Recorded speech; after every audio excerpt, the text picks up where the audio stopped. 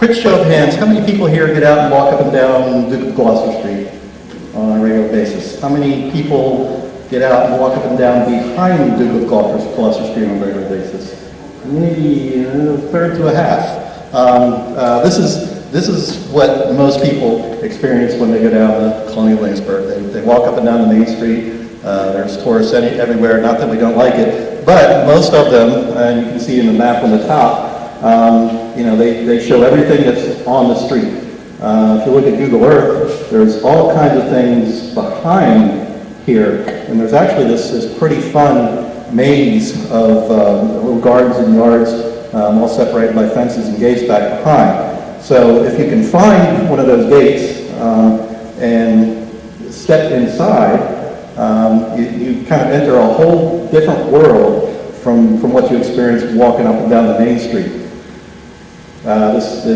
This particular gate is hidden behind this, I think it's a holly bush, but you walk through there, and there's just a myriad of different experiences behind the main houses. You never know, walking down a path, you never know you're going to turn the corner and find something totally unexpected, something totally different character from what you've just been. This is a great example. There's this wonderful boxwood garden here, and this is one that you can kind of easier see from the side. So people will kind of tend to wander in this one, but from what I've observed, they don't wander very far.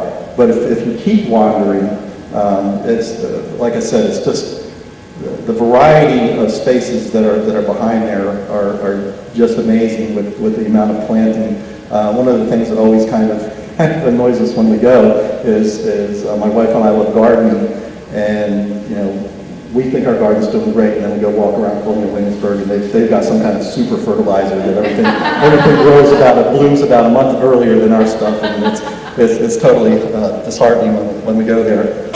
But besides the gardens themselves and the wonderful landscaping, there are all these neat little buildings.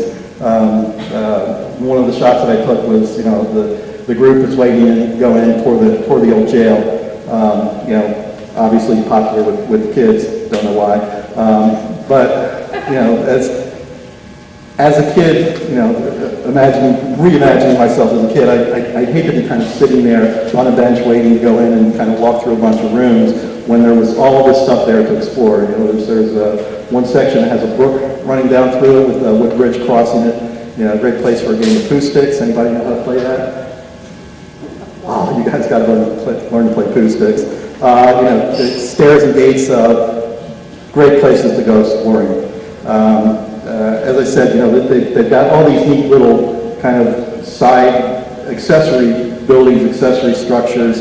The gates all are kind of set up the same way with the ball and the chain. I'm sure you guys all know about that, but it's a pretty cool event. This particular garden, when I went in there, right next door to it was where the restrooms are, and there were people just in and out, in and out, in and out, hardly even noticing this was right next door to them, and I thought it was just gorgeous. This is the week that or the few days that I went and took the photographs around for this presentation was spring break. It was crowded. There was this crowd of people standing here. Some guy was standing up there on the speaker, kind of complaining about taxes from somebody. Nothing's changed since then, right? And basically immediately behind all of those people distracted by some guy yelling about taxes was this scene, which could be anywhere in rural America. I was sitting there taking the shot, and this group of ladies came up, and they were kind of peering over the fence. They were obviously intrigued with the garden, talking about the plants and stuff. I said, you guys can come on in and walk through this stuff. It was just the giddiness of that that came upon them. And it's not just the flower gardens. You saw those little vegetable gardens and some really interesting ways that they kind of set up their vegetable gardens. We like that. As I said again, interesting out structures. you can find these vistas of, foreground, background, that collection of little roofs in the back behind the fence. I thought that was just great, one of the nicer photographs. One of the things that I learned doing this walk around, taking these photographs, I was so enamored with the frame of the shot, with the tree kind of going over the gable, the entrance there. And I've kind of been cruising my way, through these backyards, and for some reason I turned around and didn't even notice that this was right behind me. This beautiful little oval garden with the tulips and this kind of old gnarly tree off center in the middle of it. And all of a sudden I realized, I turned around and said, there's a totally different experience going in the opposite direction. Now this is the iconic shot, right? The shot that everybody wants of the governor's palace. I sat around for about 40 minutes waiting for the carriage to come.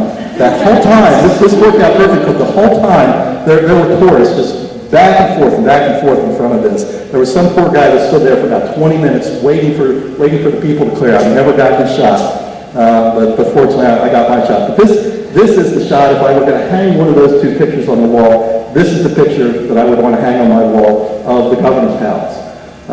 Just so much more of an interesting shot and so much more kind of homey in my mind. So, moral of the story is, if you're walking around, you see a gate in Colonial Williamsburg, go ahead and step through it. Keep on going. Don't come back out. Just keep on going.